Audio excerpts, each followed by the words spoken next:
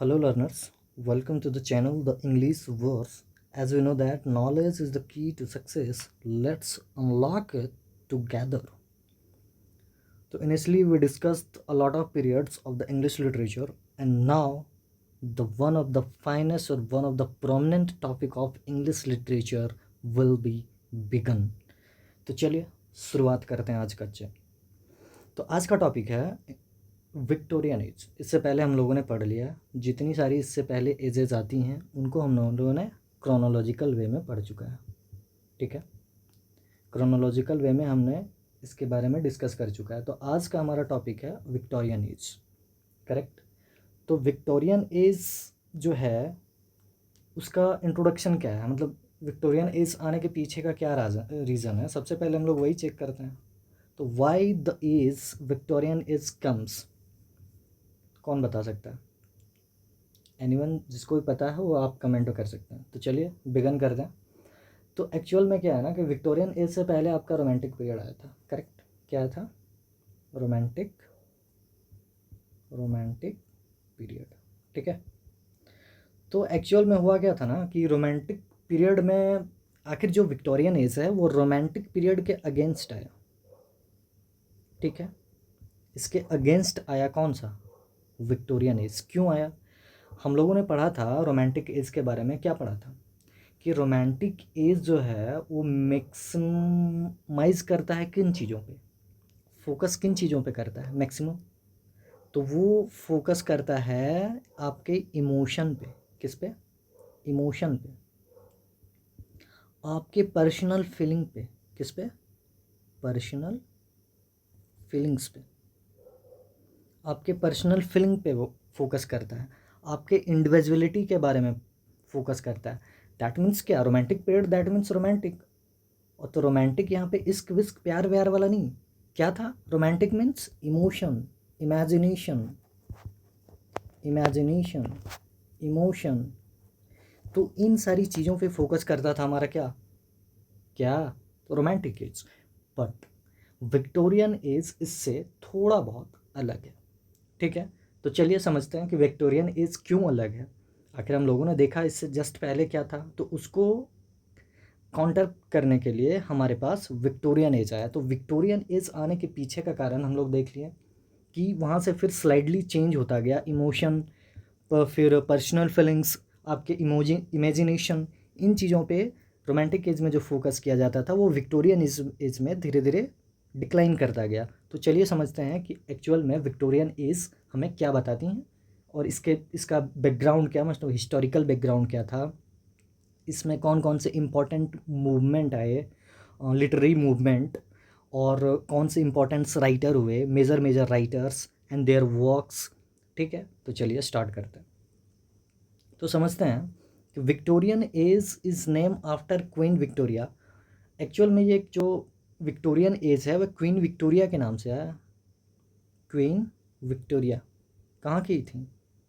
तो UK, United kingdom, जिसको England बोलते हैं हम लोग, ब्रिटेन। क्या बोलते हैं? ब्रिटेन। तो ब्रिटेन की किंग थी क्वीन विक्टोरिया। ठीक है, तो उन्हीं के नाम पे क्या पड़ा है? Victorian age. राइट। इसका हम टाइम पीरियड देख लेते हैं, हमको याद रखना बहुत इंपॉर्टेंट है ये। 1837 टू 1901, ये इसका टाइम पीरियड है। किसका टाइम पीरियड? अरे किसका टाइम पीरियड? तो विक्टोरियन एज का टाइम पीरियड। ठीक है, चलिए नेक्स्ट फॉरवर्ड करते हैं। तो हम लोग क्या समझे कि जो विक्टोरियन एज है वो क्वीन विक्टोरिया के नाम पे आया। कब आया? 1837 से इनका टाइम पीरियड 1901 तक चला। करेक्ट। चलिए मूव फॉरवर्ड करते हैं, फिर समझते हैं कि इंग्लिश ये जो है आपका Victorian age, it is an edges of. अब समझते हैं कि इस एज में क्या हुआ। जैसे हम लोगों ने रोमांटिक एज में क्या देखा, रोमांटिक एज में हमने क्या देखा? तो रोमांटिक एज में हमने देखा इमोशन का डेवलपमेंट, इमोशनल वर्क ज़्यादा होता था। इमोशनल वर्क, आपके इमेजिनेशन पे फोकस किया जाता था, इमेजिनेशन पे। राइट, इमेजिनेशन पे, इंडिविजुअलिटी पे। इस टाइम पीरियड में कॉमन पीपल पे बात होने लगा था। कॉमन पीपल पे कब? अरे कब? तो ये सॉरी रोमांटिक एज में। कब? रोमांटिक एज में। ठीक है, तो ये रोमांटिक एज की बात कर रहे हैं हम लोग कि रोमांटिक एज में ये सारी चीज़ें होती थी। कॉमन पीपल पे ज़्यादा बात होने लगी थी, इमेजिनेशन पे, और सबसे इम्पोर्टेंट तो हम लोग छोड़ ही दिए, नेचर पे बात होती थी। ये सारी चीज़ों पे हमारा रोमांटिक पीरियड क्या था, इनका पिलर था। तो रोमांटिक पीरियड ये सारी चीज़ें पे बात करती थी, ये सारी चीज़ें पे, करेक्ट। तो इससे पहले हम लोगों ने डिस्कस कर लिया, लेकिन ओवरव्यू लेने के लिए, इसको समझने के लिए इसके पिछले वाले एज का बैकग्राउंड हिस्ट्री हमें पता होना चाहिए, करेक्ट। तो अब समझते हैं हम लोग कि विक्टोरियन टाइम पीरियड में एक्चुअल में किन किन चीज़ों का डेवलपमेंट हुआ, कैसे लिटरेचर मूव फॉरवर्ड किया, कौन कौन से मेजर राइटर्स हुए, इंपॉर्टेंट वर्क्स हुआ। तो चलिए समझते हैं। तो इस टाइम पीरियड में देखा गया इंडस्ट्रियल डेवलपमेंट, इंडस्ट्रियल रिवॉल्यूशन देखा गया। इंडस्ट्री का बहुत सारे कारखाने वगैरह खोले गए, बहुत सारा मतलब डेवलपमेंट हुआ। इकोनॉमिक ग्रोथ देखा गया इस टाइम पीरियड पे। इकोनॉमिक ग्रोथ कब? विक्टोरियन एज में। बहुत सारे नए नए कंपनियों का इस्टेब्लिशमेंट किया गया during this period. Industrial development हुआ। साइंटिफिक डिस्कवरीज जैसे चार्ल्स डार्विन आपके इन्हीं एज में आते हैं, जिन्होंने लिखा था ना एक बुक स्पीसीज, बायोलॉजी का स्पीसीज नाम की एक बुक लिखी थी 1859 में अप्रॉक्स। तो इनका एक बुक देखा गया। तो साइंटिफिक डिस्कवरी इस टाइम पे ज़्यादा वैल्यूबल हो गई, साइंटिफिक चीज़ों पे ज़्यादा फोकस किया गया विक्टोरियन टाइम पीरियड में। और क्या हुआ? इम्पीरियल एक्सपेंशन देखा गया। अब what the meaning of imperial expansion? तो इसमें क्या होता है कि एक्सटेंशन ऑफ टेरिटरीज, मतलब अपने जैसे इंग्लैंड था ना, तो इंग्लैंड क्या कर रहा था, अपने टेरिटरीज, अपना जो सीमा क्षेत्र था, सीमा क्षेत्र या फिर अपना प्रभुत्व जो है वो बढ़ाना चाह रहा था अदर कंट्री में। जैसे इंडिया को वो क्या किया, इंडिया को गुलाम बनाया ना आके, इंडिया को गुलाम बनाया कौन? ब्रिटेन वाले लोग। तो वही था कि इस टाइम पीरियड से क्या देखा गया, मैक्सिमम इस टाइम पीरियड से देखा गया एक्सपेंशन किन चीज़ का, एक्सटेंशन ऑफ ये आपका टेरिटरीज का इन द फॉरेन कंट्रीज, मतलब अदर कंट्रीज़ में जा कर के वहाँ पे व्यापार के नाम से जाते थे, फिर धीरे धीरे वहाँ पे रहते थे। जैसे इंडिया में उन्होंने किया, फिर इंडिया को गुलाम बनाया, तो अपने टेरिटरीज़ को बढ़ाना चाहते थे इसी प्रकार से, ठीक है। तो इस टाइम पीरियड में क्या क्या देखा गया? इंडस्ट्रियल डेवलपमेंट, साइंटिफिक डिस्कवरीज, फिर एक सोशल रिफॉर्म्स मीन्स क्या, मतलब जो सोशल की मतलब बेसिक चीज़ें हैं, जैसे इनजस्टिस आपका सोशल रिफॉर्म्स में आ जाएगा। जैसे किस पे अत्याचार हो रहा है तो उसको जस्टिस मिलना, प्लस सोशल प्रॉब्लम्स जैसे आपके इमोशन, आपके जो प्रॉब्लम्स हैं उनको क्या बोलते हैं उसको, रेटिगेट करना, वगैरह वगैरह चीज़ें। तो वो दिस सोशल रिफॉर्म्स देखा गया during this period. Imperial expansion देखा गया। और क्या देखा गया? तो रिलीजियस डाउट। अब ये क्या है? तो रिलीजियस डाउट क्या है? तो क्या है रिलीजियस डाउट? तो रिलीजियस डाउट क्यों आखिर यहाँ इस टाइम पीरियड में रिलीजियस डाउट क्यों आया, कोई बता सकते हैं? तो रिलीजियस डाउट आने का रीज़न सबसे इम्पोर्टेंट था कि यहाँ पे साइंटिफिक चीज़ों का साइंटिफिक डेवलपमेंट देखा गया इस टाइम पीरियड पे। डेवलपमेंट, तो साइंटिफिक डेवलपमेंट के कारण बहुत सारी चीज़ें उजागर हो गई कि बच्चों का जन्म कैसे होता है, हमारी स्पीसीज़ क्या है, जीन क्या है, वगैरह वगैरह चीज़ें। जैसे इससे पहले लोग किस पे, गॉड पे बिलीव करते थे बहुत ज़्यादा, कि नहीं हमें गॉड ने बनाया है, गॉड द्वारा हम लोग प्रिपेयर किए गए हैं, गॉड ने हमें भेजा है। ये सारी चीज़ें चलती थी, मूलभूत जो थिंकिंग थी पहले के पीपल के, बिफोर द साइंस। लेकिन जब साइंस का डेवलपमेंट हो गया तो पीपल्स का क्या हुआ, रिलीजियस डाउट बढ़ने लगा कि पता नहीं मुझे भगवान ने डिस्कवर किया है या फिर साइंटिफिक रीज़न है इसके पीछे। तो इन सारी चीज़ों पे, मोरल थिंग्स पे डिस्क्रिमिनेशन और फिर डाउट्स देखा गया ड्यूरिंग दिस पीरियड, ठीक है। फिर मोरल सीरियसनेस, नैतिक चीज़ों पे सीरियसनेस देखा गया। तो ये सारी चीज़ें हम लोग की बैकग्राउंड हिस्ट्री थी, आप देख लीजिए इसको वन टाइम। फिर हम लोग देख लेते हैं कि विक्टोरियन एज में क्या क्या प्रॉब्लम्स थे, मतलब क्या क्या चीज़ों पे फोकस किया गया।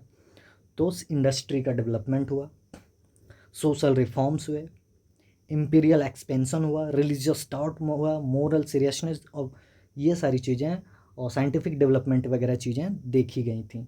तो ये इस यानी आपके रोमांटिक एज से जस्ट उलट थी ये सारी चीज़ें। ये फैक्चुअल चीज़ों पे बात करने लगे, बट यहाँ पे आपके इमोशन आपके, और यहाँ पे लॉजिक चीज़ों पे बात होने लगा, लॉजिकल चीज़ें हो गई, लेकिन यहाँ पे वैसी नहीं थी रोमांटिक पीरियड में, ठीक है। तो चलिए नेक्स्ट फॉरवर्ड करते हैं हम लोग, समझते हैं फिर और क्या था इसमें।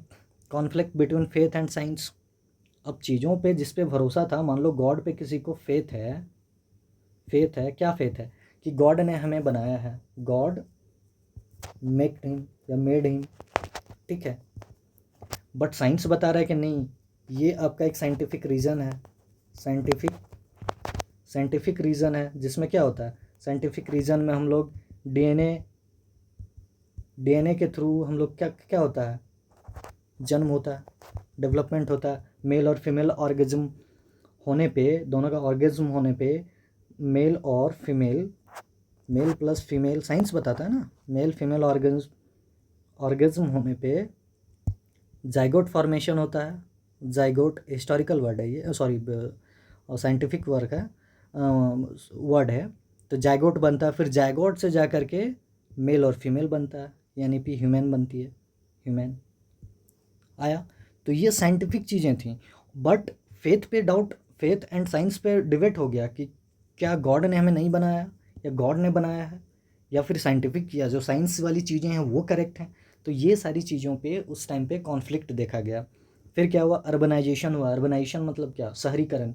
अब जैसे मान लीजिए इंडस्ट्री का डेवलपमेंट होगा, तो इंडस्ट्री में आवागमन ज़्यादा होगा, चीज़ें की मूलभूत सुविधाएं बहुत ज़्यादा होंगी। तो इस टाइम पीरियड में क्या होगा, अरे क्या होगा, डेवलपमेंट होगा ना। वो चीज़ें कैसे होंगी, सारी सुविधाएं व्यवस्थित रूप से मिलना लग जाएंगी, जिसके कारण वहाँ पे अर्बनाइजेशन हो जाएगा। हाँ, एक चीज़ और था यहाँ पे, poverty and class struggle. Poverty थोड़ा बहुत यहाँ पे स्टेबल किया ड्यूरिंग दिस पीरियड, क्योंकि यहाँ पे मिडिल इंग्लिश पीपल थे, उनका यहाँ पे डेवलपमेंट देखा गया ड्यूरिंग दिस पीरियड। फिर समझते हैं विमेंस कंडीशन। वाह, तो Victorian is the rise of women era, आप ऐसे समझ सकते हैं। आखिर क्यों, क्योंकि ड्यूरिंग दिस पीरियड, कब, विक्टोरियन एज में विमेन लोगों की कंडीशन सुधार हुई। आप आगे चल कर देखिएगा कि विमेन जो हैं वो बहुत अच्छे अच्छे राइटर्स बनी, राइटर्स जिन्होंने मेजर वर्क लिखे, major works in English literature, तो इंग्लिश लिटरेचर में मेजर वर्क्स देखा गया इन लोगों का। राइज ऑफ मिडिल क्लास, यही तो बोल रहे थे कि rise of middle class people का क्या हुआ यहाँ पे, राइज देखा गया ड्यूरिंग दिस पीरियड, ठीक है। चलिए नेक्स्ट फॉरवर्ड करते हैं। तो ये सारी चीज़ें हम लोग समझ लें कि विक्टोरियन एज में क्या क्या चीज़ें, या फिर क्या किन चीज़ों पे ज़्यादा फोकस किया गया, कौन सी चीज़ें हमारी डेवलप की, करेक्ट। अरे आया समझ में। चलिए नेक्स्ट फॉरवर्ड करते हैं। तो time period of the Victorian as हम लोग देख लेते हैं। बिगनिंग कब हुआ, तो 1832 में। तो 1832 में इंग्लैंड में एक आया था क्या, रिफॉर्म एक्ट बोल सकते हैं या फिर बिल। ये क्या था एक्चुअली में, रिफॉर्म बिल या रिफॉर्म एक्ट था क्या, तो ये था रिफॉर्म बिल में क्या था, तो एक बार हम लोग देख लेते हैं। चलिए, तो रिफॉर्म बिल में क्या हुआ था कि जो मिडिल क्लास पीपल थी ड्यूरिंग दिस पीरियड का विक्टोरियन एज में, तो उनको क्या था कि वोटिंग का राइट्स नहीं था, वोटिंग देने का अधिकार नहीं था उस टाइम पीरियड में। तो हुआ क्या, उस जब ये रिफॉर्म बिल आया ना, तो वहाँ पे right to vote for middle class people पे लोगों को वोट देने का राइट्स मिल गया। और क्या था, to reform old election system in UK, मतलब क्या कि ड्यूरिंग दिस पीरियड, मतलब जो उसकी पुरानी चीज़ें चल रही थी इलेक्शन को लेके, इलेक्शन जो उनका रूल रेगुलेशन था, उनको क्या किया गया, रिफॉर्म किया गया, उनको सुधारा गया। तो वही रिफॉर्म बिल से ही 1832 से ही किसका बिगनिंग माना जाता है, तो बिगनिंग ऑफ विक्टोरियन एज, ठीक है। चलिए नेक्स्ट समझते हैं कि विक्टोरियन का रीजन बोले तो इसका टाइम पीरियड कब से कब तक था, तो ये 1837 से 1901 के बीच देखा गया। इसका टाइम पीरियड आप लोग याद रखिए, बहुत इंपॉर्टेंट है। फिर इसका एंड कब देखा गया, तो डेथ ऑफ क्वीन, कौन सी क्वीन, तो विक्टोरिया की डेथ 1901 में। चलिए यहाँ तक कंप्लीट। फिर चलिए नेक्स्ट फॉरवर्ड करते हैं हम लोग। हिस्टोरिकल बैकग्राउंड समझ लेते हैं, इंपॉर्टेंट हिस्टोरिकल बैकग्राउंड्स। आखिर चीज़ें जो हुई, विक्टोरियन एज जो टाइम पीरियड वो था 30-40 ईयर का अप्रॉक्स, 13 कितना था, 1337 टू 1901, अप्रॉक्स 60 या 61 ईयर का। उसमें से कुछ इंपॉर्टेंट इवेंट्स भी तो हुए होंगे, तो वो मेजर हिस्टोरिकल इवेंट्स के बारे में हम लोग समझ लेते हैं वन टाइम, ठीक है। चलिए, तो सबसे पहले क्या हुआ था, बिगनिंग स्टार्ट कैसे हुआ, रिफॉर्म बिल में क्या था, जो मिडिल क्लास पीपल थे उनको वोट देने का राइट्स मिल गया। और क्या था कि इस टाइम पीरियड में जब 1832 बिल एक्ट आया था, तो इसमें क्या हुआ था कि जो उनका इलेक्शन सिस्टम था, ओल्ड इलेक्शन सिस्टम, उनको रिफॉर्म किया गया, उनमें सुधार की गई जो जो चीज़ें थी। चलिए, तो यही थी था पॉलिटिकल रिफॉर्म एंड डेमोक्रेसी। ठीक है, इंडस्ट्रियल रिवॉल्यूशन देखा गया, growth of factories and cities, शहरों का निर्माण हुआ, फैक्ट्रीज़ का निर्माण हुआ, तो इंडस्ट्रियल डेवलपमेंट देखा गया, इंडस्ट्रियल रिवॉल्यूशन देखा गया। फिर एक कैटिस्ट मूवमेंट, ये क्या होता है? Chartist movement, sorry, chartist movement, ये क्या था एक्चुअली, कौन सा मूवमेंट था? इस मूवमेंट में क्या था कि डिमांड फॉर वर्कर्स राइट।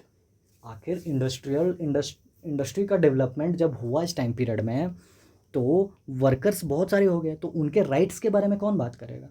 अरे कौन बात करेगा? तो वहाँ की जो सिटिंग गवर्नमेंट होगी या फिर सिटिंग मोनार्की जो थी वहाँ की विक्टोरिया, वो डिसाइड करेंगी।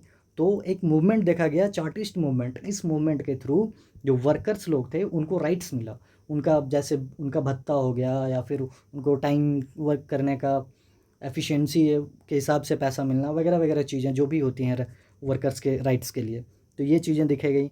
Publication of Darwin's origin of species, यही मैंने आप पहले डिस्कस कर रहा था कि इस टाइम पीरियड में क्या देखा गया कि 1859 में चार्ल्स डार्विन द्वारा एक बुक, कंप्लीट बुक, जिसे ओरिजिन ऑफ स्पीसीज़ है, ये बायोलॉजी की एक बुक है, ओरिजिन ऑफ स्पीसीज़। इसमें सारी साइंटिफिक चीज़ों के बारे में हुआ है कि निर्माण कैसे हुआ है, हमारी कैटेगरी किस में आती हैं, ठीक है, तो वो सारी चीज़ों का डिस्कस हुआ है। तो इस कारण से जब ये पब्लिश हुआ तो रिलीजियस क्राइसिस देखा गया। रिलीजियस क्राइसिस क्यों देखा गया?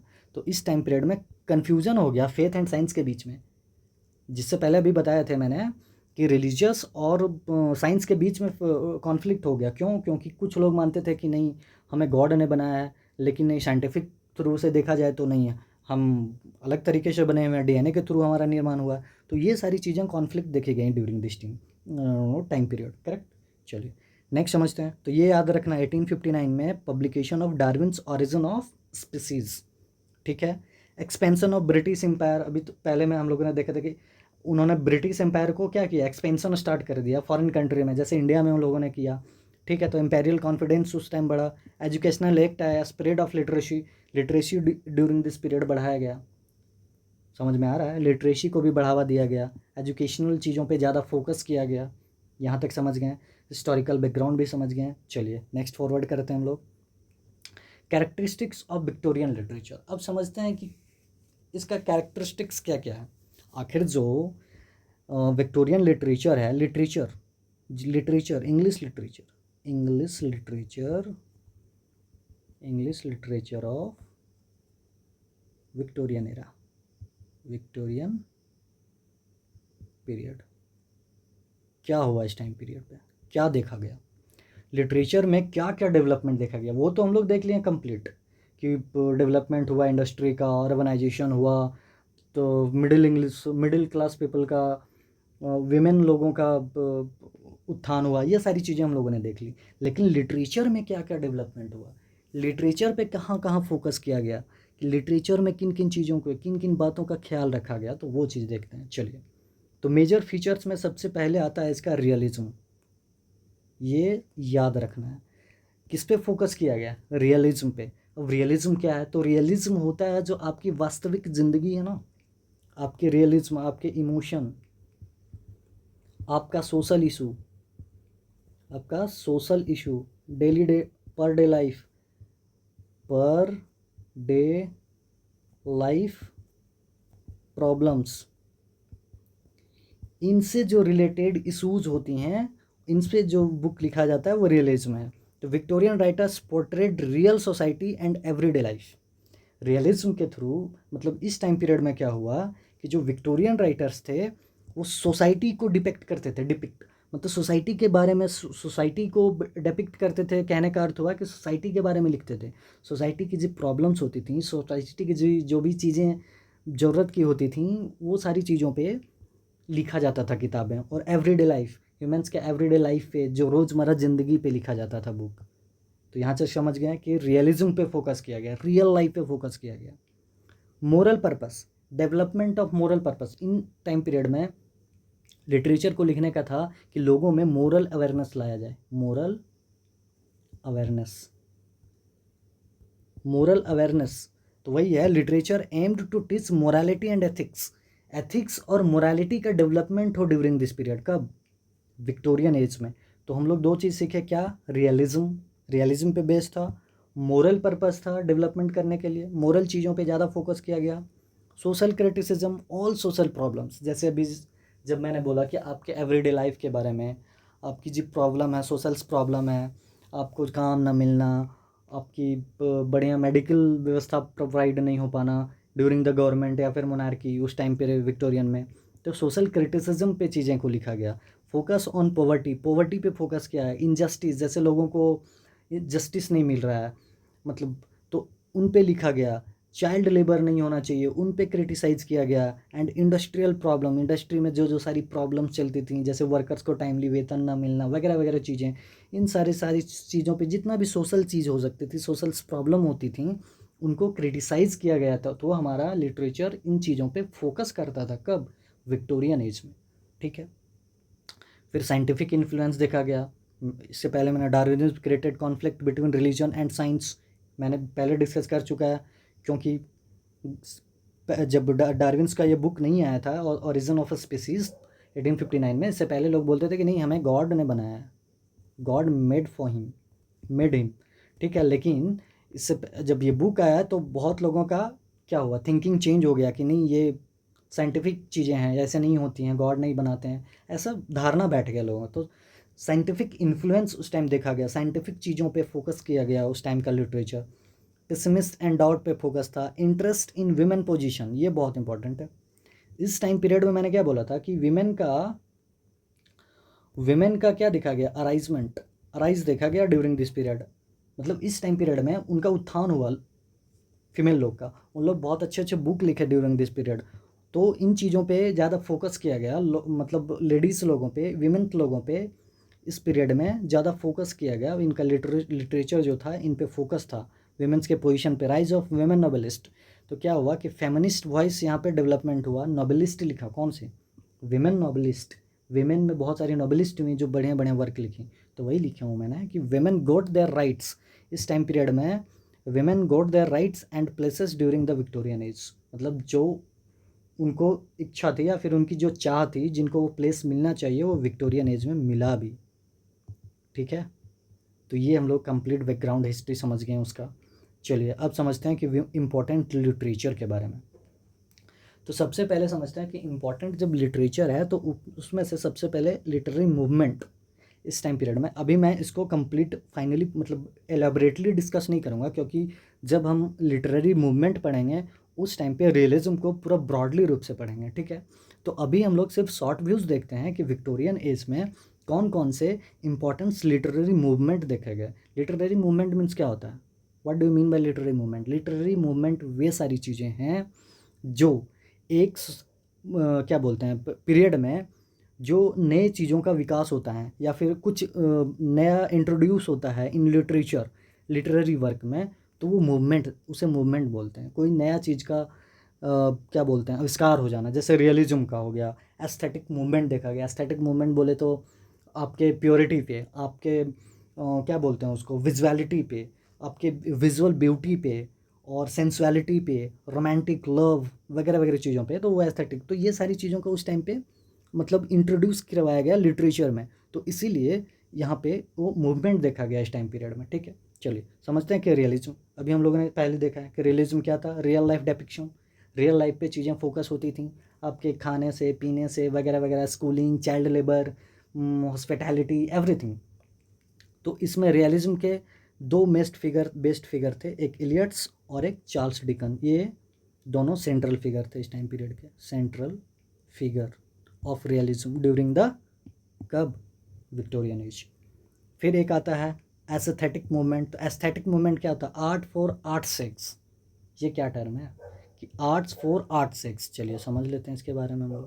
तो आर्ट्स फॉर आर्ट सेक्स में क्या होता है कि इसमें होता है कि आर्ट को किसी सोशल, पॉलिटिकल और एक्सटर्नल चीज़ों की ज़रूरत नहीं है। ये डिपेंड नहीं रहता है सोशल पे, पॉलिटिकल पे या फिर किसी एक्सटर्नल फैक्टर पे डिपेंड ना होता है क्या, हमारा आर्ट। तो वही है आर्ट फॉर आर्ट सेक्स। वो अपने इंस्टिंक्ट को सुनता है। जैसे मैंने कोई चीज़ फील की, आई फील समथिंग, तो वो मेरे फीलिंग्स को डिपिक्ट करेगा। मैं अपने फीलिंग्स को डिपिक्ट करेंगे तो वो आर्ट्स फॉर आर्ट्स सेक होता है। आ रहा है समझ में? तो ये एक्सटर्नल चीज़ों से फैक्टर नहीं करता है, मतलब अफेक्ट नहीं होता है, ठीक है।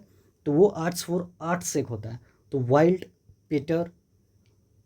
वाइल्डी और पेटर ये दोनों इंपॉर्टेंट राइटर थे ड्यूरिंग दिस पीरियड, जो इस मूवमेंट को आगे बढ़ाए थे, ठीक है। चलिए, फिर रैफेलिट मूवमेंट देखा जाता है इस टाइम पीरियड में। तो मेडिवल ब्यूटी एंड सिम्बोलिज्म इस टाइम पीरियड, मतलब ये मूवमेंट में क्या देखा गया कि मेडिवल ब्यूटी जो थी, मेडिवल टाइम में क्या होता था, मेडिवल पीरियड में क्या था कि पॉलिटिकल अवेयरनेस देखा जाता था, romantic element, aesthetic element, humanism, realism, ये सारी चीज़ों पे बात होता था मेडिवल पीरियड में। मेडिवल लिटरेचर जब हम लोग पढ़े थे, आप डिस्कस किए थे, मैंने वहाँ पे बताया था कि किन चीज़ों पे फोकस होता था लिटरेचर।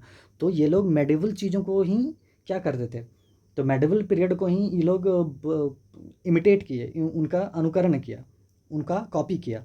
तो मेडिवल ब्यूटी एंड सिम्बोलिज्म के बारे में वो लोग डिस्कस करते थे, ठीक है। नेचुरलिज्म फिर यहाँ पे डेवलपमेंट हुआ। फिर डेकाडेंट मूवमेंट एक इम्पॉर्टेंट मूवमेंट था during the period of Victorian age. ये क्या है भैया, ये डेकाडेंट मूवमेंट एक्चुअली में है क्या? तो आपके सेंसुअलिटी एंड आर्टिफिशियलिटी, जो जैसे किसी का कैरेक्टर शो कर रहा है, कोई कैरेक्टर, तो उनका कैरेक्टर जो है वो एक्चुअली में नहीं शो कर रहा है। जैसे आप देखने में एकदम सीधे साधे हैं, लेकिन आपका कैरेक्टर बिल्कुल नटोरियस है, कैरेक्टर एकदम बैड कंडक्टेड, ठीक है। तो अब मैंने आपसे, आपके ऊपर मान लीजिए कोई बुक लिखी मैंने, या फिर कोई वर्क लिखा गया आपके ऊपर, तो आपके क्या है कि आपके आर्टिफिशियलिटी पे लिखा गया। आर्टिफिशियलिटी मतलब आपका जो बैड कंडक्ट है उसके बारे में तो बताया ही नहीं गया, आपका जो कैरेक्टर ऊपर से शो कर रहा है उसके बारे में बताया गया। तो आपकी आर्टिफिशियलिटी के बारे में डिस्कस किया गया कि आप आर्टिफिशियल बनावट, मतलब बनावटी चीज़ें आप कर रहे हैं उनके बारे में दिखाया गया। लेकिन आपका जो इंटरनल फैक्टर है, इंस्टिंक्ट फैक्टर है, वो चीज़ तो मैंने दिखाया नहीं। तो वो था आर्टिफिशियलिटी। और सेंसुअलिटी, सेंसुअसनेस पे, एकदम सेक्स वगैरह वगैरह चीज़ों पे, लव अफेयर, मर्डर, ये वो एकदम पूरा चलता था ड्यूरिंग दिस पीरियड। तो सेंसुअलिटी पे फोकस किया गया, सेंसुअलिटी वर्क देखा गया ड्यूरिंग दिस पीरियड, ठीक है। जिसमें ऑस्कर वाइल्ड हमारे महानतम, एकदम महान हासिल था इनको, ऑस्कर वाइल्ड। आया समझ में? तो चलिए नेक्स्ट हम लोग फॉरवर्ड करते हैं और आगे समझते हैं कि क्या है। चलिए अब समझते हैं कि अब विक्टोरियन पोइट्री, आखिर जब इस टाइम पीरियड में कुल मिला के पोइट्री देखा गया और क्या देखा गया, पोइट्री और ड्रामा बहुत कम देखा गया, नॉवल, यस, नॉवेल। जैसे इस टाइम पीरियड को क्या बोलते हैं पता है? तो इस टाइम पीरियड को गोल्डन एज ऑफ नॉवल बोलते हैं हम लोग, नॉवेल। और ये ड्रामा को कब बोलते हैं? तो ड्रामा को हम लोग एलिजाबेथन एज में बोलते हैं, एलिजाबेथन। तो ड्रामा का गोल्डन एज ऑफ ड्रामा कब है? तो एलिजाबेथन एज में, ठीक है। तो चलिए ये चीज़ हम लोग समझ गए। तो विक्टोरियन पोएट्री में क्या होता था? तो सिंपल है, हम लोगों ने सब कुछ देख ही लिया है, तो अभी ज़्यादा डिस्कस करने का ज़रूरत है नहीं, क्योंकि मैंने देख लिया ना क्या क्या फैक्टर्स थे या किन किन चीज़ों पे ज़्यादा फोकस किया जाता था ड्यूरिंग दिस पीरियड। तो क्या था? मोरल टाउन था, reflection on faith and doubt, वही चार्ल्स डार्विन चचा। इमोशनल कॉन्फ्लिक्ट देखा गया, इंटरेस्ट इन मेडिवलिज्म अभी तो बोले थे, मेडिवलिज्म बोले तो क्या, political awareness, romantic element, aesthetic movement. Aesthetic क्या? Aesthetic elements what? अरे आपका जो चेहरा, बनावटी चेहरा, मतलब आपका जो विजुअल ब्यूटी है, आपका सेंसुअलिटी है, romantic elements, love affair, murder वगैरह वगैरह, जो सारी चीज़ें हैं मेडुलिज्म में, यही सब चीज़ें चलती थी। तो उन्हीं के वर्क को ही उन्हें कॉपी किए थे ना। फिर ड्रामेटिक मोनोलॉग। अब चलिए ड्रामेटिक मोनोलॉग क्या है? तो ड्रामेटिक मोनोलॉग में क्या होता है कि one speaker who convey his feelings and silent listener, या फिर फीलिंग्स टू साइलेंट लिसनर। मैंने इसको और इलेबरेट डिस्कस किया है, लेकिन अब समझ लीजिए अभी पे कि once a speaker who convey his feelings to a silent listener. कहने का अर्थ ये हुआ कि जो सेंट्रल कैरेक्टर है वो क्या करेगा ना, कि बोलता जाएगा, अकेले बोलेगा और कोई उसको रिप्लाई नहीं करेगा, और जो लिसनर होगा वो साइलेंट होगा। तो इसमें क्या समझे कि one speakers who convey their feelings to a silent listener. समझ में आ गया? चलिए अब समझते हैं कि major Victorian poets during this time. तो वही था कि इस टाइम पे पोइट्स देखा गया, नोवेलिस्ट और ड्रामेटिस्ट थोड़ा बहुत देखा गया, ठीक है, जिसमें से दो चार हैं जो फीमेल लोग थी कुछ, तो वो देखेंगे हम लोग आगे ड्रामेटिस्ट में। तो मेजर विक्टोरियन पोइट्स में देख लेते हैं। तो पोइट अभी हम लोग पोइट ही देख रहे हैं ना, पोएम्स के बारे में। तो पोएम में क्या क्या था? मोरल टॉन था, reflection on faith and doubt था, इमोशनल कॉन्फ्लिक्ट था, इंटरेस्ट इन मेडलिजन, ड्रामेटिक मोनोलॉग का यूज़। चलिए, Alfred Lord Tennyson, one of the famous writer, famous और बोल सकते हैं आप सेंट्रल फिगर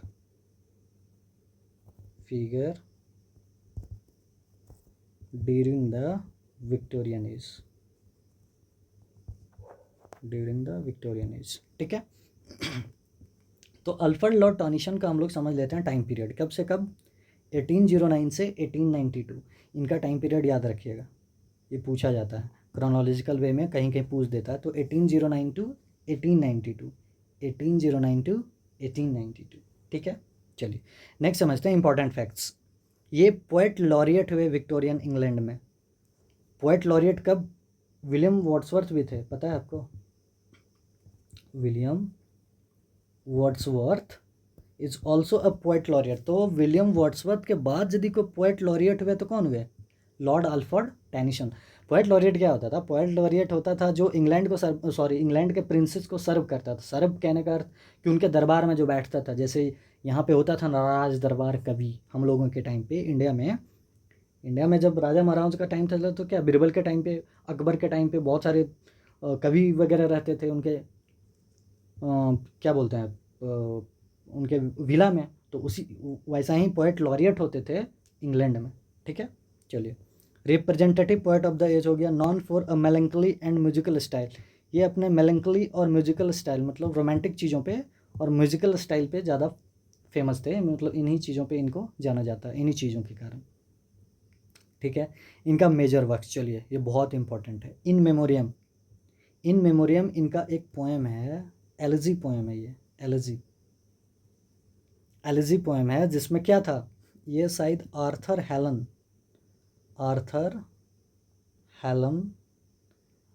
हेलम के डेथ पे इन्होंने इन मेमोरियम नाम की एक पोएम लिखी थी। तो elegy on death and faith on Arthur Hallam. तो ये एलिजी किन पे बेस्ड था, ये याद रखिएगा कि जो इन मेमोरियम है वो किनके मृत्यु पे, किनके डेथ पे लिखा गया? तो आर्थर हेलम के डेथ पे लिखा गया। किन्होंने लिखा? तो किन्होंने लिखा? अरे तो वर्ड्सवर्थ, सॉरी, अल्फ्रेड टेनिसन ने लिखा। ये देखिए, अब क्या पढ़ रहे हैं हम लोग, अल्फ्रेड टेनिसन ने लिखा, ठीक है। चलिए नेक्स्ट समझते हैं यूलेसिस क्या है? ये स्पिरिट ऑफ स्ट्रगल, मतलब स्ट्रगल, आपके जो दिनचर्या या फिर आपके जो क्या बोलते हैं सोशल इशूज से आपकी जो प्रॉब्लम्स है उनके स्ट्रगल के बारे में ये डिस्कस किया गया। और ये जो है ना वो ड्रामेटिक मोनोलॉग है। ड्रामेटिक मोनोलॉग मतलब क्या? कि इसमें जो है वो जो सेंट्रल कैरेक्टर है वो अपना फीलिंग्स या अपने स्ट्रगल को कन्वे कर रहा है, बता रहा है किसको? लिसनर को। बट लिसनर कैसा होगा? साइलेंट। लिसनर कुछ बोलेगा नहीं, एकदम चुपचाप सुनेगा, ठीक है। एक और देखते हैं इनका, द लोटस ईटर्स, ठीक है। तो इनका ये 3 मेजर वर्क देख लीजिए, इन मेमोरियम, यूलिसिस और द लोटस ईटर्स, ठीक है। ये आप एक बार देख लीजिएगा। चलिए नेक्स्ट फॉरवर्ड करते हैं। इनका एक और है, the charge of the light brigades. ये क्या है? पैट्रियोटिज्म पे बेस्ड है। ये जो पोएम है वो एक पैट्रियोटिक पोएम है। कौन सा? The charge of the light brigades. चलिए नेक्स्ट फॉरवर्ड करते हैं। इंपॉर्टेंट टर्म्स रिलीजियस डॉट पे भी बात करते हैं। फिर नेक्स्ट पोएट आते हैं हमारे, कौन? Robert browning. अब रॉबर्ट ब्राउनिंग क्या कॉन्ट्रीब्यूशन है? Master of the dramatic monologue. ये लीजिए, इनको master of the dramatic monologue. तो कोई पूछे आपसे कि ड्रामेटिक मोनोलॉग का मास्टर कौन था, तो कौन था? Robert browning. तो रॉबर्ट ब्राउनिंग कौन थे हमारे? Master of what? Dramatic monologue. चलिए ये चीज़ समझ गए कि रॉबर्ट ब्राउनिंग को कैसे जाना जाता है, तो ड्रामेटिक मोनोलॉग, ये बहुत ज़्यादा ड्रामेटिक मोनोलॉग लिखा करते थे। ठीक है, चलिए इनका मेजर वर्क्स देख लेते हैं हम लोग। मेजर वर्क्स में क्या क्या है, तो my last duchess, my last duchess है, ये भी इनका ड्रामेटिक मोनोलॉग है, ड्रामेटिक मोनोलॉग। ठीक है, ये एक साइकोलॉजिकल रिविलेशन है। फिर Andrea del Sarto, Andrea del Sarto, ये आर्टिस्टिक फेल्योर, इसके बारे में जिक्र है। ये मैं आगे डिस्कस करूँगा ये कि ये पोएम किसके बारे में, इसका थीम क्या है, क्या प्रॉब्लम है। तो ये अभी हम लोग सिर्फ इसका वर्क और मेजर फीचर्स देख रहे हैं। ठीक है, फिर एक फ्रा लिप्पो लिपि, फ्रा लिप्पो लिपि, ये पहले यूजीसी नेट में कहीं आया हुआ है क्वेश्चन। ठीक है, तो आप इसको देख लीजिएगा, फ्रा लिप्पो लिपि। रेनेसांस सेटिंग, ये रेनेसा टाइम पीरियड का जो सेटिंग है, रेनेसा टाइम पीरियड में जो सारी चीज़ें होती थी उस टाइम पीरियड के बारे में ये जिक्र करता है। कौन, तो लिप्पो लिपि, लिप्पो लिपि। तो याद रखिएगा रॉबर्ट ब्राउनिंग के बारे में। ये देखिए इंपॉर्टेंट कंसेप्ट दिया था, कौन सा, ड्रामेटिक मोनोलॉग। ठीक है, तो मास्टर ऑफ ड्रामेटिक मोनोलॉग कौन, तो रॉबर्ट ब्राउनिंग, करेक्ट। चलिए अब नेक्स्ट पोएट हम लोग समझते हैं, कौन, मैथ्यू आर्नोल्ड। कौन थे मैथ्यू आर्नोल्ड, तो मैथ्यू आर्नोल्ड का कंट्रीब्यूशन देखते हैं। Poet of spiritual crisis and critic culture. जो मैथ्यू आर्नोल्ड थे, ये क्रिटिक कल्चर को ज़्यादा बढ़ावा दिए थे, मतलब क्रिटिसाइज़ करना चीज़ों को, जैसे सोशल चीज़ों पे क्रिटिसाइज़ करना, इंडस्ट्रियल चीज़ों पे क्रिटिसाइज़ करना वगैरह। तो ये क्रिटिकल वर्क ज़्यादा लिखा करते थे, कौन, हमारे मैथ्यू आर्नोल्ड। चलिए समझते हैं इनका मेजर वर्क्स। डोवरविच, इनका क्या, लॉस ऑफ फेथ के बारे में जिक्र है डोवरविच में। कल्चर एंड अनार्की, क्रिटिसिज्म है, ये देख लीजिए, क्रिटिसिज्म बोले और आ गए। कल्चर एंड अनार्की के बारे में एक क्रिटिसिज्म करते हैं, जो इंग्लैंड का उस टाइम पीरियड में जो कल्चर था, ठीक है, जो वहाँ की कल्चर थी, जो अनार्की था, वहाँ का जो राजा था या जो क्वीन विक्टोरिया थे, उनके बारे में इन्होंने क्रिटिसाइज़ किया था। क्रिटिसिज्म झेलना पड़ा था वहाँ पे, कि कल्चर वहाँ का अच्छा नहीं था उस टाइम पीरियड में, या फिर वहाँ की जो सिटिंग गवर्नमेंट है उनका कंडीशन, उनके बारे में क्रिटिसाइज़ किया करते थे। तो क्रिटिसिज्म के लिए फेमस कौन थे, अरे बोलिए कौन थे, ये देखिए मैथ्यू आर्नोल्ड। ठीक है, the study of poetry, one of the famous famous famous famous the study of poetry, याद कर लीजिए इसको। द स्टडी ऑफ पोएट्री एक लिटरेरी क्रिटिसिज्म है। इसमें इन्होंने लिटरेचर के रिलेटेड जो सारी चीज़ें होती हैं उनके बारे में क्रिटिसाइज़ किया है। ठीक है, तो द स्टडी ऑफ पोएट्री इनका बहुत फेमस है, कि पोएट्री को लिखने का कैसे, मतलब लिटरेरी वर्क में जैसे पोएट्री को लिखने के लिए क्या चीज़ें होनी चाहिए, या फिर क्या क्या चीज़ें यूज़ नहीं करनी चाहिए, उन सारी चीज़ों का इन्होंने क्रिटिसिज्म दिया इसमें। ठीक है, इनका क्या था, तो poetry of criticism of life, इन्होंने एक फेमस आइडिया दिया था। फिर एक मेन चीज़ है कि मैथ्यू आर्नोल्ड जो हैं वो एक इम्पॉर्टेंट मेथड का मतलब डिस्कवर किए थे। वो क्या था, touch stone method. Touch stone method में क्या होता था ना, कि इस मेथड के थ्रू जो मैथ्यू आर्नोल्ड थे वो compare literature with classical masterpieces. मतलब जो क्या था ना, कि जो मैथ्यू आर्नोल्ड थे वो टच स्टोन मेथड के थ्रू क्या करते थे, कि जो क्लासिकल लिटरेचर था, क्लासिकल लिटरेचर में क्या, होमर हो गए, जो ग्रीक और क्या था, रोम लिटरेचर था, जिसमें एरिस्टोटल थे आपके, होमर था और वर्जिल था। तो इनके जो मास्टरपीस वर्क होते थे ना, जैसे प्लेटो थे, तो इनका जो मेजर वर्क था तो उनका कंपेयर करता था इस टाइम पीरियड या इनके अपने अपने वर्क से।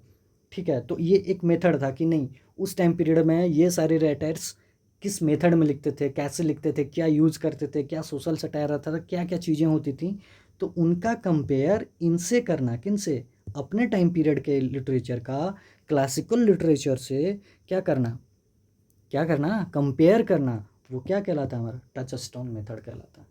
ठीक है, चलिए नेक्स्ट समझते हैं। फिर एक नेक्स्ट आती हैं दांते गैब्रियल रोस्टी, एक फीमेल थी, फीमेल।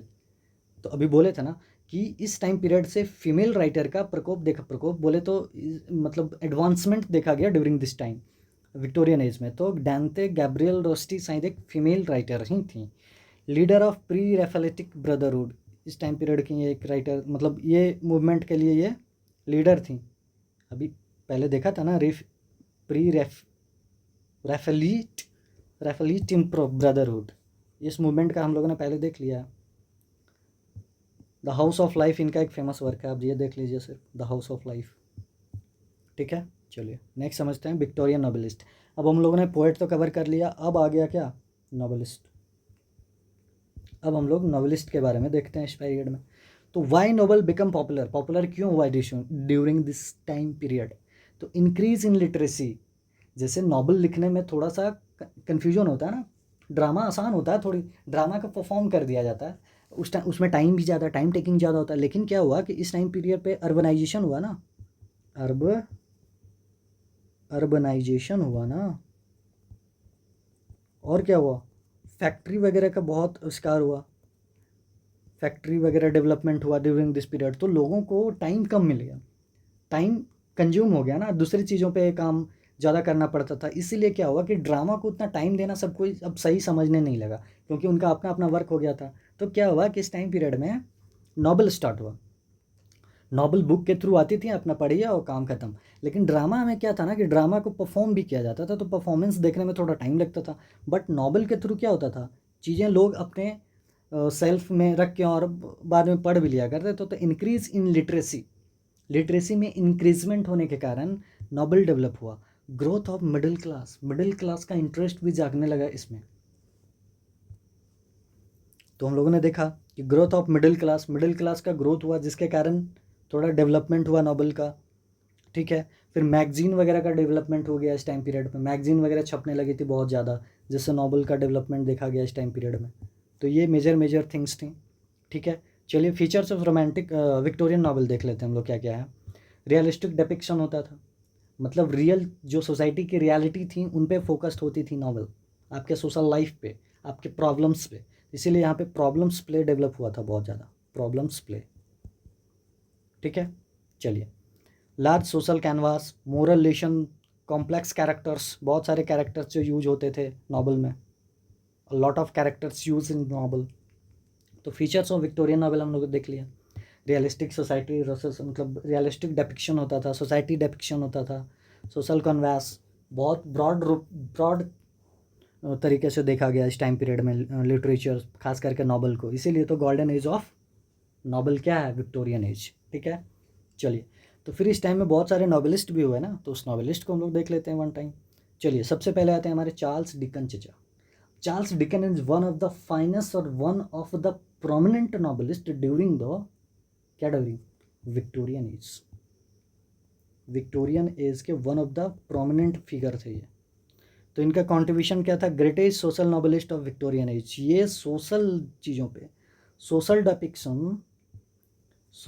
डिपिक्शन इनके वर्क में ज़्यादा देखा जाता था। किनके वर्क में, तो चार्ल्स डिकन के वर्क में। ठीक है, चलिए इनका मेजर वर्क्स देख लेते हैं हम लोग। क्या था, ऑलिवर ट्विस्ट। ऑलिवर ट्विस्ट इनका मेजर वर्क है, अब देख लीजिए। जैसे ये जो ऑलिवर ट्विस्ट है ये किस पे बेस्ड है, तो चाइल्ड लेबर पे। तो चाइल्ड लेबर क्या है, एक सोशल प्रॉब्लम है ना, तो ये सोशल चीज़ों पे ज़्यादा फोकस करते थे, ये सोशल प्रॉब्लम है। तो हम क्या समझे थे कि कौन, जो चार्ल्स डिकन है वो सोशल नॉवेलिस्ट थे, सोशल ज़्यादा चीज़ें सोशल डिपिक्शन होती थी इनकी। तो वही है, चाइल्ड लेबर क्या है, चाइल्ड लेबर भी तो एक सोशल प्रॉब्लम है। तो ऑलिवर ट्विस्ट चाइल्ड लेबर पे बेस्ड है। डेविड कॉपरफील्ड क्या, ऑटोबायोग्राफिकल एलिमेंट्स, ये याद रखिएगा। ये इनका डेविड कॉपरफील्ड जो है वो चार्ल्स डिकन का अपना एक ऑटोबायोग्राफिकल है। तो पूछ देता है कि which one of is the autobiographical of Charles Dickens, उस टाइम क्या टिक कीजिएगा, तो डेविड कॉपरफील्ड। ठीक है, चलिए फिर हार्ड टाइम्स इनका एक नॉवल है जो इंडस्ट्रियल सोसाइटी पे डेवलपमेंट है। इंडस्ट्रियल, जो इंडस्ट्री में इशूज़ हैं, इंडस्ट्री में प्रॉब्लम्स हैं, क्या फैकल्टीज़ हैं, कैसे इंडस्ट्री वर्क करती है, उन चीज़ों को डेपिक्ट किया गया है इन दिस, तो हार्ड टाइम में। फिर ग्रेट एक्सपेक्टेशन इनका बहुत मेजर नॉवल है, मतलब इंपॉर्टेंट नॉवल है। ग्रोथ एंड एम्बिशन के बारे में बताया गया है।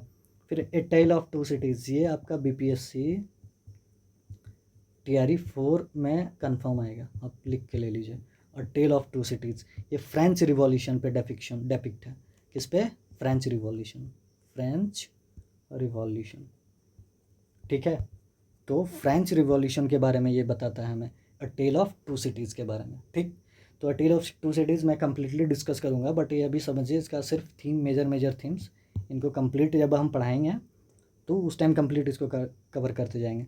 तो इनका इंपॉर्टेंट फीचर क्या था, तो ये जो लिखते थे ह्यूमर इनका ज़्यादा रहता था। पैथोस मतलब चीज़ों को डिपिक्ट करते थे। फिर सोशल क्रिटिसिज्म, ये तो जानते हैं इनका। चलिए नेक्स्ट फॉरवर्ड करते हैं। थॉमस हार्डी, ये भी एक मेजर राइटर थे ड्यूरिंग दिस पीरियड। इनका कॉन्ट्रीब्यूशन क्या है, पेसिमिस्ट एंड फेट। ये पेसिमिस्ट और फेट ये चीज़ों पे इनका ज़्यादा, फेथ पे इन पे ज़्यादा बिलीफ रहता था, तो ऐसे वर्क ये लिखा करते थे हमेशा। इनका मेजर वर्क्स देख लीजिए।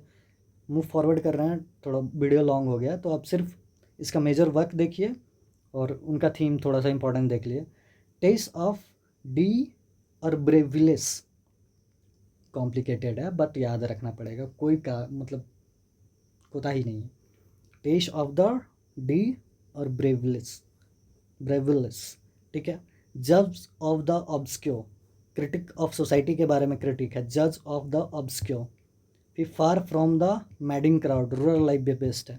तो ये किनका वर्क है दोनों, थॉमस हार्डी का मेन वर्क देख लीजिए।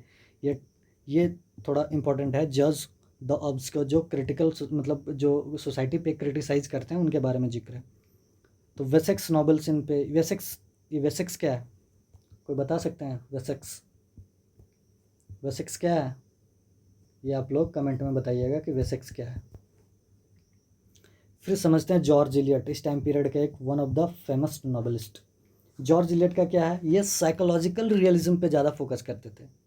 साइकोलॉजिकल, आपके साइकोलॉजिकल थॉट्स, आपके साइकोलॉजिकल प्रॉब्लम, आपके साइकोलॉजिकल सॉल्यूशन, जो आपके साइकोलॉजिकल थॉट्स, ये सारी चीज़ों पे नॉवल लिखने का काम कौन करते थे, तो जॉर्ज इलियट। चलिए समझते हैं। इनका सबसे फेमस वर्क देख लीजिए, Middlemarch, one of the famous. Middlemarch ये सोशल रियलिज्म पे बेस्ड है, सोसाइटी पे बेस्ड, सोशल मतलब सोसाइटी के जो रियल लाइफ की प्रॉब्लम्स हैं उन पे बेस्ड है क्या, मिडिल मार्च, ठीक है। फिर सिलास मैरनर, याद रखिएगा इनका जितना नॉवेल है सारा याद रखिए। मिडिल मार्च, सिलास मैरनर और एडम बेड। एडम बेड क्या, ये रूरल मोरालिटी के बारे में बताता है, तो एडम बेड। तो ये हम लोग समझ गए किसके बारे में, जॉर्ज इलियट के बारे में। चलिए नेक्स्ट समझते हैं चार्लोट ब्रॉन्टे। ये ब्रॉन्टी जो, ये भी एक फीमेल राइटर थी, फीमेल नॉवेलिस्ट। आगे है शायद इसका स्लाइड कि कौन कौन सी female novelist during this time period हुई, तो वो हम लोग देख लेंगे। मेजर वर्क इसका जेन आयरे इनका मेजर वर्क, ये इंपॉर्टेंट वर्क है इनका, देख लीजिएगा। तो चार्लोट ब्रॉन्टे का Jane Eyre, features feminism, Gothic elements और साइकोलॉजिकल डेप्थ के बारे में इनका फीचर्स रहता था, थीम्स रहता था। एमिली ब्रांटी इनका भी सेम है, ये भी फीमेल थी, ठीक है। इनका मेजर वर्क उदरिंग हाइट्स, ये वन ऑफ द फेमस, ये यूजीसी नेट का फेमस क्वेश्चन है, कहीं ना कहीं वुदरिंग हाइट्स डाल ही देता है। तो एमिली ब्रांटी का क्या है, एमिली ब्रांटी का वुदरिंग हाइट्स, ठीक है। चलिए इनका फीचर्स क्या, पैसन पे लिखती थी, लोगों की सोशल पैसन, जो आपकी पैसन है उसके पैसन के बारे में। गॉथिक एटमॉस्फेयर, ये गॉथिक एलिमेंट यूज करती थी। गॉथिक एलिमेंट मतलब सुपर नेचुरल एलिमेंट, भूत प्रेत पिचास वगैरह वगैरह जो सारी चीज़ें होती हैं, ठीक है। चलिए फिर एक देखिए, ये जो है ये भी एक खतरनाक है बोल सकते हैं इनको, नॉवेलिस्ट थे ऑस्कर वाइल्ड, ये भी एक प्रकार के चचा ही थे। तो ऑस्कर वाइल्ड का देख लेते हैं, इनका कंट्रीब्यूशन क्या, लीडर ऑफ एस्थेटिक मूवमेंट। ये देखिए अभी जस्ट मैंने आपसे पहले डिस्कस किया था ना कि what do you mean bye aesthetic movement. Aesthetic movement कब देखा गया, तो एस्थेटिक मूवमेंट विक्टोरियन एज में देखा गया। और भैया एस्थेटिक मूवमेंट होता क्या है, तो ये देख लीजिए। एस्थेटिसिज्म क्या होता है, तो होता है विजुअल ब्यूटी, आपकी जो देखने की सुंदरता है, आपकी जो विजुअलिटी, जो आपका दिखता हुआ ब्यूटी है, जो दिख रहा है वो ब्यूटी, जैसे आपकी गर्लफ्रेंड की ब्यूटी, सिंपल समझ लीजिए, विजुअल ब्यूटी के बारे में डिपिक्ट होता है इस टाइम पीरियड में। सेंसुअल पर्पस, सेंसुअलिटी, सेक्स वगैरह, इंटरकोर्स, मेल फीमेल इंटीमेसी, ये सारी चीज़ों पे ज़्यादा फोकस किया जाता था। सेंसुअल पर्पस पे ये मूवमेंट बेस्ड था। फाइन क्राफ्ट क्या था, क्राफ्टमैनशिप, मतलब क्या बोलते हैं उसको, क्राफ्टमैनशिप बोले तो जो हैंड क्राफ्ट जो हाथों वगैरह से बनाते हैं ना वो चीज़ें, वो जो जो कला होती है उसके बारे में जिक्र होता था इस टाइम पीरियड में। तो वो है एस्थेटिक मूवमेंट। तो एस्थेटिक मूवमेंट क्या है? आपकी क्या विजुअल ब्यूटी, आपकी सेंसुअलिटी, आपके रोमांटिक एलिमेंट्स, लव वगैरह, अफेयर्स, मर्डर वगैरह जो सारी चीज़ें होती हैं वो सारी, तो वो एस्थेटिक मूवमेंट्स थी। विजुअल ब्यूटी समझ लीजिए, कुछ याद नहीं रखना, एस्थेटिक मूवमेंट मतलब विजुअल ब्यूटी, ठीक है। जो आप फील करते हैं अपने माइंड में किसी को देख के, वो फील आपके अंदर जो आता है, जो विजुअलिटी, जो विजुअल, उसको देख के आपके माइंड में चलता है, वही विजुअल एस्थेटिक मूवमेंट है, समझ लीजिए सिंपल। तो समझते हैं इनका किनका, तो ऑस्कर वाइल्ड का the importance of being earnest, one of the famous novel. The important of being earnest किनका है? एक कॉमेडी है, कॉमेडी है। The importance of being earnest ये मेजर वर्क है, किनका नॉवल है? अरे किनका नॉवल है? तो ऑस्कर वाइल्ड का। और कौन सा है? The picture of Dorian Gray, ये भी देखिए, ये एस्थेटिसिज्म पे बेस्ड है, विजुअल ब्यूटी पे बेस्ड है, ठीक है। फेमस आइडिया देखिए, आर्ट फॉर आर्ट सेक्स, ये मैंने पहले डिस्कस किया है क्या, कि आपके आर्ट के इंस्टिंक्ट्स को, आपके आर्ट मतलब आपके अंदर जो कला है, आपके अंदर जो आर्ट है, उसको किसी एक्सटर्नल अफेक्ट, कोई एक्सटर्नल एलिमेंट जैसे सोशल, पॉलिटिकल, रिलीजियस वगैरह चीज़ों से अफेक्ट ना पड़ता हो। That means arts for art sex, मतलब आर्ट जो आपकी फीलिंग है, आपकी जो आर्ट की कला है, जो आपके इंस्टिंक्ट से निकलता है, वही आपका आर्ट है। चलिए, ये कुछ एक इम्पॉर्टेंस मूवमेंट था, प्री रेफिलिएट ब्रदरहुड जिसको बोलते हैं। ये मूवमेंट है एक्चुअली में इस टाइम पीरियड में, फाउंडेड इसको 1440, देखिए ये याद रखना पड़ेगा, इसका कोई चारा ही नहीं है। तो 1848 में ये मूवमेंट एक्चुअली में देखा गया, जिसके देखिए दांते गैब्रियल रस्टी, विलियम हॉलमन थांट और जॉन क्या है, एवरेट मिलियायेश। तो ये इम्पोर्टेंट थी, ये इनकी फाउंडर थी एक्चुअली, फाउंडर। तो प्री रेफिलिएट ब्रदरहुड के जो फाउंडर थे वो कौन थी? दांते गैब्रियल रस्टी, ठीक है। तो चलिए समझ लेते हैं इसमें प्री रेफिलिटिक मूवमेंट क्या है। तो ग्रुप ऑफ पेंटर्स, क्रिटिक्स और इंग्लिश पोएट, ये तीनों को मिला दिया जाए तो प्री रेफिलिएट मूवमेंट बनता है या फिर ग्रुप बनता है, ठीक है। तो इसमें कौन कौन थे? पेंटर्स थे, क्रिटिक्स थे और इंग्लिश पोएट थे, ठीक है। चलिए नेक्स्ट स्लाइड हम लोग चलते हैं। तो इनका फीचर्स क्या था, किनका फीचर्स? प्री रेफिलिएट ब्रदरहुड जो मूवमेंट आया था, इनका फीचर्स क्या था? मेडिवलिज्म, ये क्या करते थे? Followed middle English period literature, जो मिडिल इंग्लिश टाइम पीरियड में थी। तो मिडिल इंग्लिश में क्या था, मेडिवल पीरियड में क्या क्या फीचर्स था? पॉलिटिकल अवेयरनेस होती थी, पॉलिटिकल अवेयरनेस। और क्या देखा गया था? तो रोमांटिक एलिमेंट भी था उस टाइम पीरियड में। रोमांटिक एलिमेंट जैसे इमोशन पे बात होती थी, ठीक है, आपके इमेजिनेशन पे बात होती थी। एस्थेटिक एलिमेंट के बारे में बात होती थी। एस्थेटिक एलिमेंट मतलब क्या? आपका विजुअल ब्यूटी, ठीक है। तो ये सारी ह्यूमैनिज्म पे बात होती थी, ह्यूमैनिज्म पे बात होती थी। तो ये सारी चीज़ों को फोकस किया जाता था, कब? विक्टोरियन एज में भी, विक्टोरियन एज में भी। आया समझ में? तो ये सारी चीज़ों का विक्टोरियन एज में भी फॉलोड देखा गया। सिम्बॉलिज्म, अभी तो बताया, सिम्बॉलिज्म एस्थेटिसिज्म जिसको बोलते हैं। रिच इमेजरी, इमेज का ज़्यादा फॉर्मेशन, इमेज का ज़्यादा यूज किया जाता था, आपके इमेजिनरी चीज़ों को ज़्यादा, ब्यूटी एंड आर्ट का ज़्यादा जिक्र होता था इस टाइम पीरियड में। चलिए अब समझ लेते हैं कि थोड़ा थोड़ा इसमें ड्रामा भी इंक्लूड किया गया था। तो ड्रामा में थोड़ा देख लेते हैं।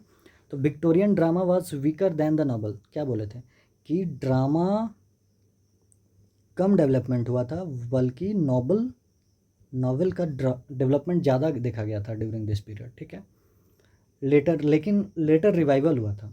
जैसे विक्टोरियन एज ख़त्म होते होते तो लास्ट में क्या हुआ था कि जो ड्रामा है वो फिर से डेवलप करना स्टार्ट हो गया था, जिसमें इंपॉर्टेंट राइटर आए थे Oscar Wilde, George Bernard Shaw, GB Shaw जिनको बोलते हैं हम लोग, GB शॉ, ठीक है। तो चलिए देखते हैं major writer of Victorian drama में मेजर राइटर देख लेते हैं। तो कुछ अल्बर्ट क्या था, अल्फ्रेड टेनिसन का भी कुछ एक इम्पोर्टेंट वर्क है, जो एक पोएटिक और हिस्टोरिकल ड्रामा लिखा करते थे। इनका मेजर ड्रामा देख लेते हैं, क्वीन मैरी, हैरोल्ड, ये कुछ इम्पोर्टेंट इनका वर्क है, ठीक है। हैरोल्ड हो गया और क्वीन मैरी। ये दो, एक हिस्टोरिकल ड्रामा और ये एंग्लो सैक्सन हिस्ट्री के बारे में हेरोल्ड का जिक्र है, ठीक है। एक बेकेट भी इनका जो conflict between church and state important point के बारे में बताता है, ठीक है। चलिए फिर रॉबर्ट ब्राउनिंग को देख लेते हैं। इन्होंने भी कुछ मेजर ड्रामा लिखे थे। तो इनका क्या था कंट्रीब्यूशन कि known mainly for dramatic monologue, ये ड्रामेटिक मोनोलॉग के लिए जाने जाते थे। कौन? Robert Browning. यही तो बोले थे कि रॉबर्ट ब्राउनिंग जो है मैक्सिमम ड्रामेटिक मोनोलॉग लिखा करते थे, ड्रामेटिक मोनोलॉग, ठीक है। तो चलिए देखते हैं आगे, मेजर ड्रामेटिक वर्क इनका देख लेते हैं। तो क्या है? स्ट्रैफोर्ड एक हिस्टोरिकल ट्रेजेडी है, ये ड्रामा है, याद रखिएगा। कौन सा जेनर है इनका? Genre drama.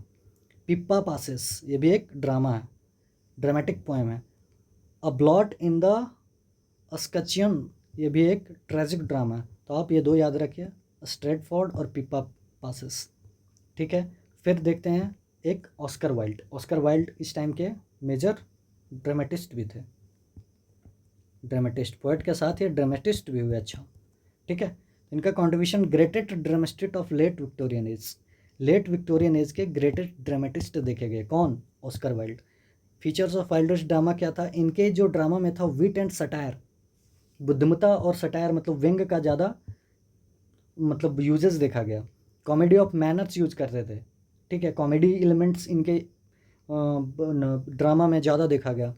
Criticism of Victorian hypocrisy, criticise किए थे किनको? विक्टोरियन हिपोक्रेसी, जो विक्टोरिया में जो मतलब वहाँ पे जो हिपोक्रेसी चलता था उन पे इन लोगों ने सटायर किया। ब्रिलियंट डायलॉग इनका लिखा करते थे। इनका मेजर प्ले देख लेते हैं, ये इंपॉर्टेंट है। लेडी विंडर मर्सेस फैन, ठीक है। 1892 में सोसाइटी कॉमेडी एक लेडी विंडरमर्स फैन, ठीक है। A woman of no importance ये इनका फेमस है, ये याद रखिएगा, a woman of no importance, ठीक है।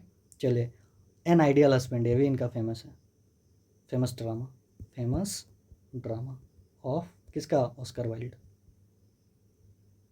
Oscar Wilde. तो इनका फेमस है एन आइडियल हस्बैंड, ये पॉलिटिकल मोरालिटी पे बेस्ड है, तो आप देख लीजिएगा एन आइडियल हस्बैंड 1895 में, ठीक है। तो इनका ये मेजर वर्क था।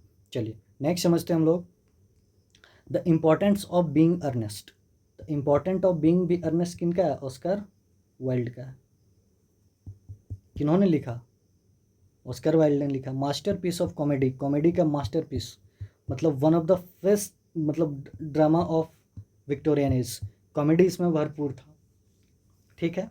चलिए इनका एक अलग टाइटल है, जैसे the importance of being earnest के बारे में इनका यदि एक फेमस सब टाइटल भी यदि बोले तो a trivial comedy for serious people, ठीक है, a trivial comedy for serious people, तो ये इनका सब टाइटल है, इस वर्क का सब टाइटल ये भी है, ठीक है। चलिए जीबी साहब, one of the famous dramatist,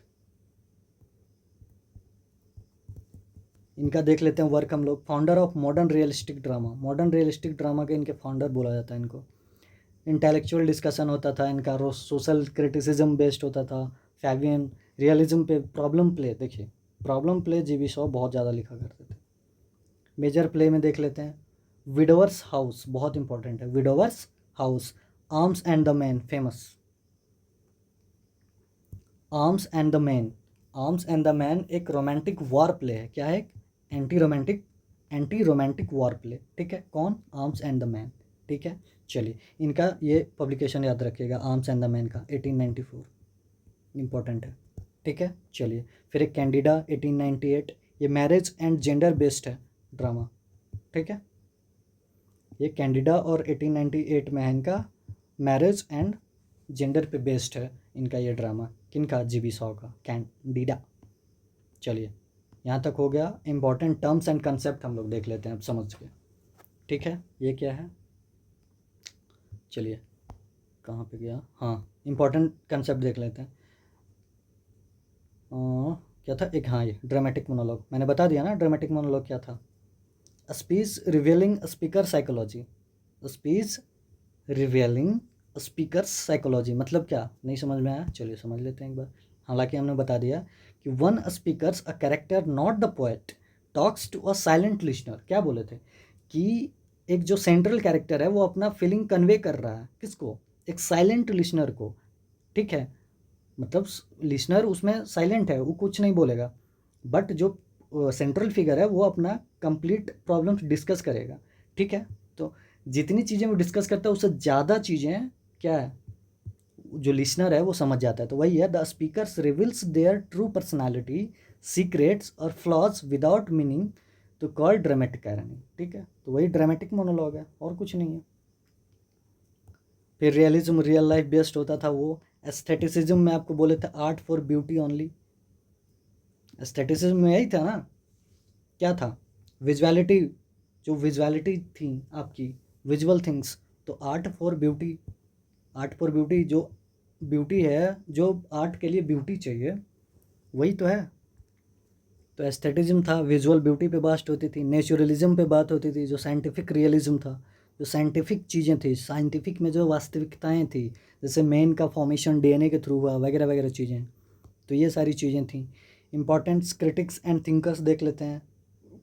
John Stuart Mill इस टाइम के एक थिंकर थे, जिन्होंने क्या दिया था, यूटिलिटेरियनिज्म, यूटिलिटेरियनिज्म, ठीक है, ये दिए थे। फिर थॉमस कार्ले हैं जो सोशल क्रिटिसिज्म दिया था। जॉन रस्किन का आर्ट क्रिटिसिज्म और वॉल्टर पीटर, ये याद रखिएगा। एस्थेटिक मूवमेंट के कर्ता धर्ता कौन थे, तो वॉल्टर पीटर, वॉल्टर पीटर कौन थे, एस्थेटिक मूवमेंट के कर्ता धर्ता, ठीक है। चलिए फिर देखिए, अब यही ना डिस्कस कर रहे थे कि women writers of the Victorian as, इस टाइम पे विमेन राइटर्स भी हुई थी, तो कौन कौन सी थी देख लेते हैं। देखिए, चैरिटी ब्रांची, एमिली ब्रांची, एन ब्रांची और जॉर्ज एलियट, ये सारी क्या थी, अरे क्या थी, तो ये फीमेल राइटर थी। तो इनका देख लेते हैं। चैरिटी ब्रांची का जैन आयर, वुदरिंग हाइट्स किनका था, तो एमिली ब्रांची का। एन ब्रांची का क्या था, एग्नेस ग्रे, इनका जितना वर्क है ना वो देख लीजिएगा आप। और जॉर्ज इलियट का मिडिल मार्च, ठीक है। चलिए फिर एलिजाबेथ बैरेट ब्राउनिंग भी थी एक, एलिजाबेथ बैरेट ब्राउनिंग, इसका सॉनेट्स फ्रॉम द पुर्तगीज, ये इंपॉर्टेंट था इनका। चलिए साइंस वर्सेस रिलीजन में समझ लेते हैं इंपॉर्टेंट थिंकर्स में। चार्ल्स डार्विन इवोल्यूशन, इवोल्यूशन का थ्योरी दिया था ना चार्ल्स डार्विन, तो वही है। Herbert and Spencer social Darwinism के थे। तो पूछता है कि सोशल डार्विनिज्म के कर्ता धर्ता कौन थे, तो हर्बर्ट स्पेंसर। और द कॉन्फ्लिक्ट इन्फ्लुएंस, और ये जो कॉन्फ्लुएंस हुआ किस पे, तो scientific science, science plus faith, faith या फिर बोल सकते हैं आप इसको रिलीजन, रिलीजन में जो कॉन्फ्लिक्ट हुआ उनको सपोर्ट किन्होंने किया, तो एर्नोल्ड, थॉमस हार्डी और अल्फ्रेड टेनिसन, ये तीनों ने इनको सपोर्ट किया, ठीक है। चलिए नेक्स्ट देखते हैं, इंपॉर्टेंट एग्जाम ओरिएंटेड देख लेते हैं। विक्टोरियन एज को क्या बोलते हैं, एज ऑफ नोबल। चलिए जस्ट रिपीटेशन, विक्टोरियन एज को एज ऑफ नोबल। टेनिसन को क्या बोलते हैं, representative poet of Victorian as. तो विक्टोरियन एज को हम लोग एज ऑफ टेनिसन भी बोलते हैं, ठीक है। चलिए ब्राउनिंग क्या थे, मास्टर ऑफ ड्रामेटिक मोनोलॉग, ये देखिए मास्टर ऑफ ड्रामेटिक मोनोलॉग कौन थे, तो browning. Charles Dickens social reforms novelist, socialist चीज़ों पे सबसे ज़्यादा कौन वर्क लिखते थे, तो चार्ल्स डिकन। थॉमस हार्डी क्या था, नोबलिस्ट ऑफ पेसिमिस्ट, निराशावादी या आशावादी चीज़ों पे जो ज़्यादा फोकस करते थे, होप पे, थॉट पे, उनका थॉमस हार्डी। ऑस्कर वाइल्ड, इन्होंने क्या दिया था, आर्ट्स फॉर आर्ट सेक, मतलब आर्ट को, जो आर्ट का जो इंस्टिंक्ट्स है वो सोशल पॉलिटिकल वगैरह रिलीजियस चीज़ों से फैक्टर नहीं करेगा, वो आपके जो इंस्टिंक्ट से निकलती हैं वही आर्ट की जरूरत, उसी को आर्ट की ज़रूरत होती है, तो arts for art sake. Matthew Arnold poet of criticism of life, criticism of life इनका मेजर वर्क था। Poetry is criticism of life, किन्होंने बोला था, एर्नोल्ड ने। एर्नोल्ड ने क्या बोला था कि पोएट्री है वो क्रिटिसिज्म ऑफ लाइफ है, लाइफ का क्रिटिसिज्म है, ठीक है, पोएट्री।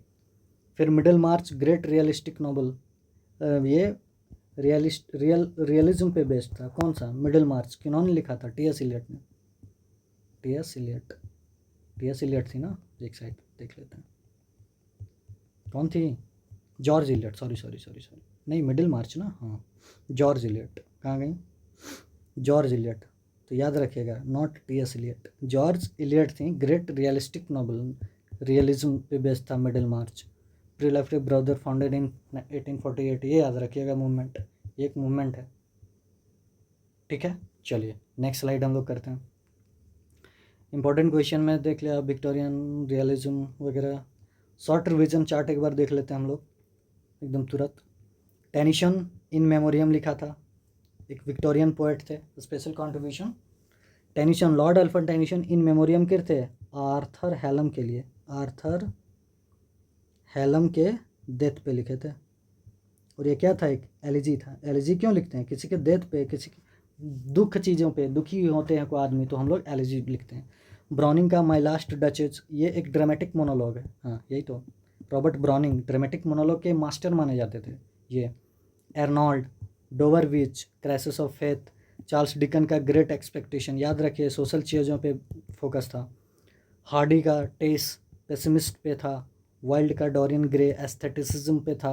एस्थेटिसिज्म हमको आप कमेंट करके बताइए कि इसका क्या है, क्या प्रॉब्लम है। कंक्लूजन देख लेते हैं क्या था। The Victorian age was an age of progress and doubt, progress and doubt, morality and realism. Morality मतलब आपकी नैतिक चीज़ों पे, नैतिक चीज़ों पे फोकस करते थे, आपके सोशल चीज़ों पे, आपके जो रियलिस्टिक चीज़ें हैं, आपके डे टू डे लाइफ के प्रॉब्लम के बारे में डिस्कस करती थी। इस टाइम पीरियड पे industrial growth and social suffering देखा गया। इट प्रोड्यूस्ड क्या क्या, great novels, rich poetry, social criticism और मॉडर्न इंटेलेक्चुअल थाट्स। जो इंटेलेक्चुअल विटी थाट्स इस टाइम पे डेवलप किया गया। नॉवेल्स हमारे बहुत इस टाइम पे हाईएस्ट पोजीशन पे गए। पोइट्री का बहुत ज़्यादा डेवलपमेंट देखा गया। तो ये सारी चीज़ें ड्यूरिंग दिस टाइम पीरियड में देखा गया था। कब, विक्टोरियन एज में। तो कैसा लगा क्लास, आप कमेंट करके हमें फीडबैक दे सकते हैं, फीडबैक। तो thanks for the corporation for the today session and thanks everyone, thank you.